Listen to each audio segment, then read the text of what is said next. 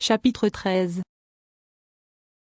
Ahmad est un homonyme qui a, d'abord, le sens d'être debout, se tenir debout, par exemple, lorsqu'il se tint devant Pharaon, Genèse 41, verset 46, quand Moïse et Samuel se tiendraient devant moi, Jérémie 15, verset 1, et il se tint auprès d'eux, Genèse 18, verset 8. Il a, ensuite, le sens de s'abstenir, s'arrêter, cesser, par exemple, car ils se sont abstenus et n'ont plus répondu, Job 32, verset 16, et elle cessa d'enfanter, Genèse 29, verset 35. Il a aussi le sens d'être stable, durer, se conserver, subsister, par exemple, afin qu'il se conserve longtemps, Jérémie 32, verset 14, tu pourras subsister, Exode 18, verset 23, sa saveur est restée en lui, Jérémie 48, verset 11, elle a continué à subsister et à se conserver, et sa justice subsiste toujours,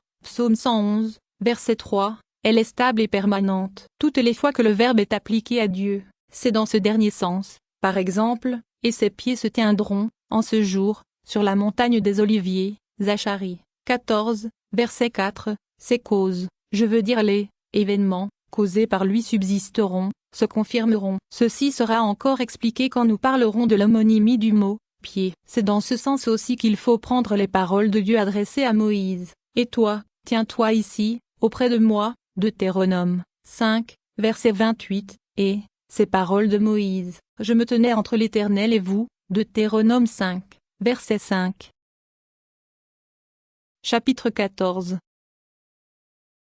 Pour ce qui est de l'homonymie du mot Adam, c'est d'abord le nom du premier homme, nom dérivé qui, selon le texte de l'Écriture, vient de l'Adama, terre. Ensuite c'est le nom de l'espèce, par exemple, mon esprit ne plaidera plus avec l'homme, Genèse 6, verset 3, qui sait si l'esprit des hommes et souhaitera, Ecclésiaste 3, verset 21, l'avantage de l'homme sur la bête n'est rien, Ecclésiaste 3, verset 19. C'est aussi un nom pour désigner la multitude, je veux dire le vulgaire à l'exclusion des gens distingués, par exemple, aussi bien les hommes vulgaires que les hommes distingués, Psaume 69, verset 5. Dans ce troisième sens, il se trouve aussi dans les versets suivants, et les fils des Élohim virent les filles de l'homme, Genèse 6, verset 2, vraiment, vous mourrez comme l'homme vulgaire, Psaume 82, verset 7.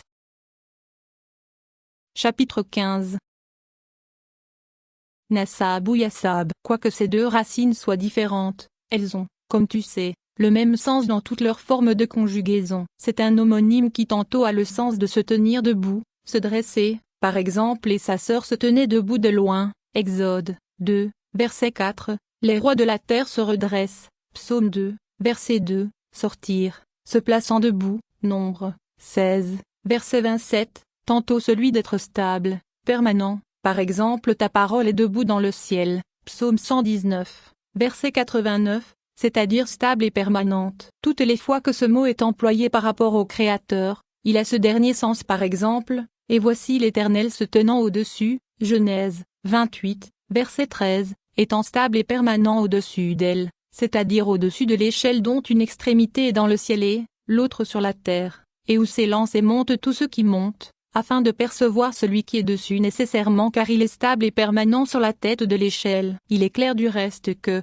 si je dis ici au-dessus d'elle, c'est par rapport à l'allégorie qu'on a employée. Les messagers de Dieu sont les prophètes, ainsi appelés clairement, dans ces passages, et il envoya un messager, Nombre 20, verset 16, et un messager de l'Éternel monta de Gilgal à Bokim, Juge 2, verset 1. Et combien on s'est exprimé avec justesse en disant montait et descendait, je veux dire en mettant le verbe monter avant le verbe descendre.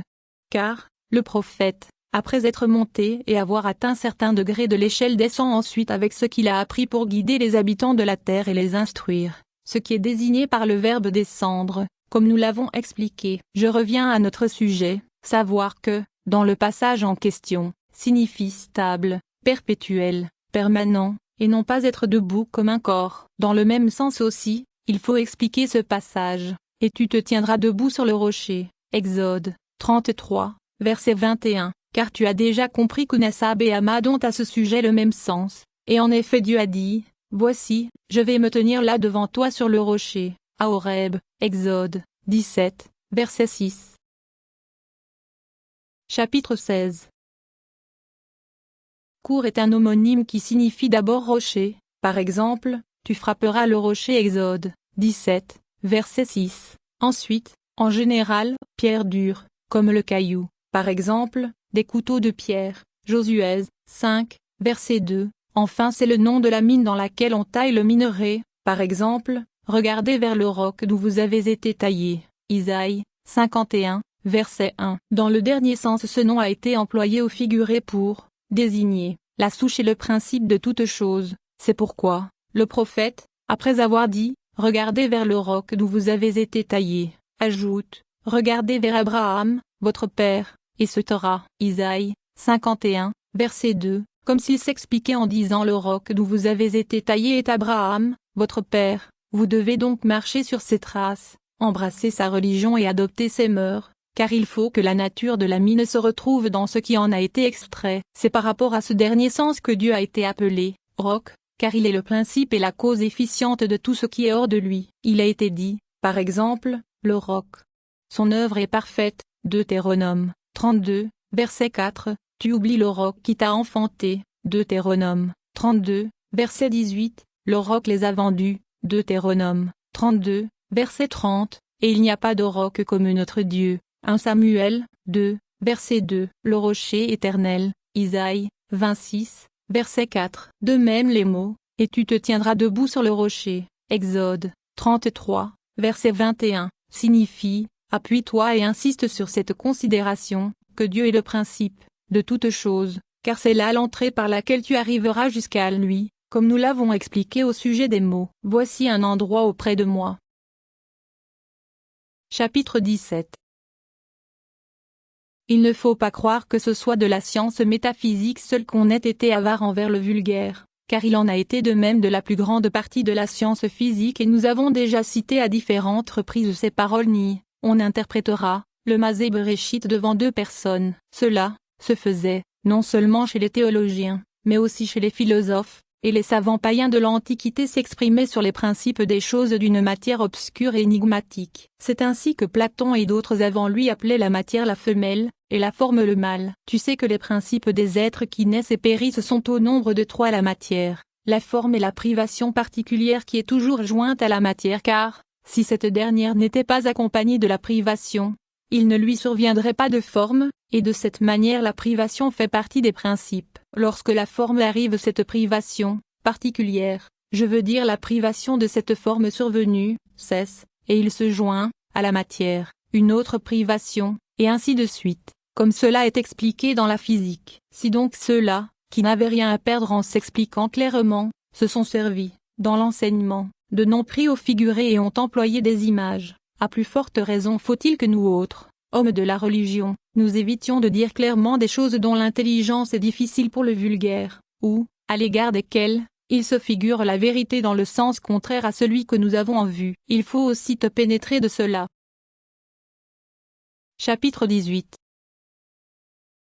Karab, Naga et Nagash. Ces trois mots ont tantôt le sens d'aborder, toucher, s'approcher dans l'espace, tantôt ils expriment la réunion de la science avec la chose sue, réunion, que l'on compare en quelque sorte à un corps s'approchant d'un autre corps. Quant au sens primitif de Karab, qui est celui du rapprochement dans l'espace, en voici des exemples, lorsqu'il s'approcha du camp, Exode 32, verset 19, et Pharaon s'approcha, Exode 14, verset 10. Naga exprime primitivement la mise en contact d'un corps avec un autre par exemple, elle en toucha ses pieds, Exode 4, verset 25, il en toucha ma bouche, Isaïe 6, verset 7. Le sens primitif de Nagash est s'avancer vers une personne, se mouvoir vers elle, par exemple, et Judas s'avança vers lui, Genèse 44, verset 18. Le deuxième sens de ces trois mots exprime une union par la science, un rapprochement par la perception, et non pas un rapprochement local. On a employé Naga dans le sens de l'union par la science en disant,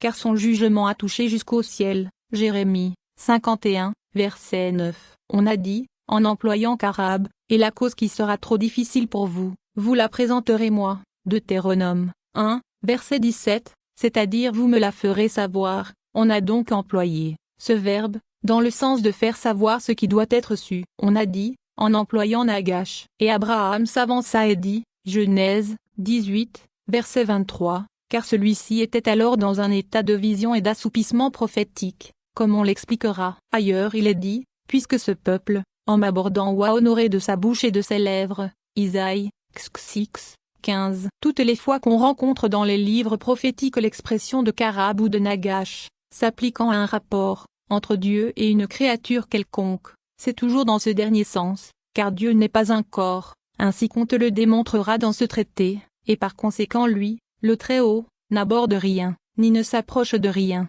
et aucune chose ne s'approche de lui ni ne l'aborde, car, en écartant la corporéité, on écarte l'espace, et il ne peut être question de rapprochement, d'accès, d'éloignement, de réunion, de séparation, de contact ou de succession. Je ne pense pas que tu aies un doute, à cet égard, et il n'y aura rien d'obscur pour toi dans ces passages. L'Éternel est près de tous ceux qui l'invoquent. Psaume 145, verset 18, il désire s'approcher de Dieu. Isaïe 58, verset 2, m'approcher de Dieu, c'est mon bonheur. Psaume 73, verset 28, car dans tous ces passages il s'agit d'un rapprochement par la science. Je veux dire d'une perception scientifique et non d'un rapprochement local. Il en est de même dans ces passages. Dieu, près de lui, Deutéronome 4, verset 7, approche-toi et écoute. Deutéronome 4, verset 27, et Moïse s'avancera seul vers l'Éternel, mais eux ne s'avanceront pas. Exode 24, verset 2. Cependant,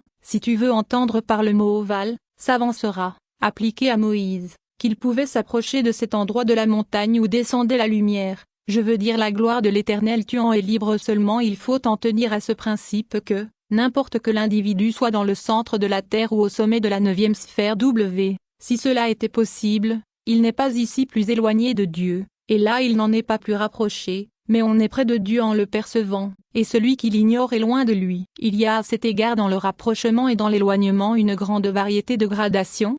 Dans l'un des chapitres de ce traité j'expliquerai quelle est cette supériorité relative dans la perception de la divinité. Quant à ces paroles, touche les montagnes, et qu'elles fument. Psaume 144, verset 5, on veut dire par là, fais-leur parvenir ton ordre, ce qui, à son tour, doit s'entendre, métaphoriquement de même les mots, et touche sa personne. Job 2, verset 5, signifie, fais descendre ton fléau sur lui. C'est ainsi que, dans chaque passage, tu dois considérer le verbe « toucher », ainsi que ses formes dérivées. Conformément à l'ensemble on exprime par ce verbe tantôt le contact d'un corps avec un autre, tantôt l'union par la science et la perception de quelque chose car celui qui perçoit la chose qu'il n'avait pas perçue auparavant s'approche, pour ainsi dire, d'une chose qui était loin de lui. Il faut bien comprendre cela. Chapitre 19.